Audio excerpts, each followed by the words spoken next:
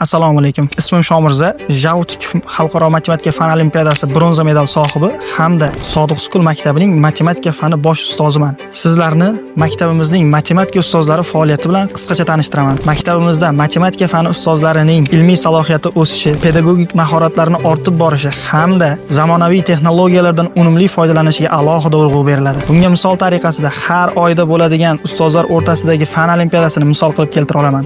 Bu ichki olimpiadamizning samarasi haqida ikki og'iz gapirsam, hozirda yurtimiz bo'ylab o'tkazilayotgan Respublika fan olimpiadasining shahar bosqichida maktabimizdan 2 nafar ustoz yuqori natijalarni qayd qilishdi. Men Shomirza Asqarov 1-o'rin va Davronbek Obilov ustozimiz esa 4-o'rinni egallashdi. Sodiq School maktabimizda ustozlar dars berishdan tashqari o'z ustilarida doimiy ishlab borishadi. Masalan, matematika fanidan o'zbek adabiyotlarida yetishmayotgan ba'zi sohalar bo'yicha kitoblar tarjima qilish va olimpiada sohalariga oid misollarni yechish bilan muntazam shug'ullanib borishadi. Sodiq School nafaqat o'quvchilar o'z ustida ishlaydigan joy, balki o'qituvchilar ham o'z ustida ishlab rivojlanadigan dargoh.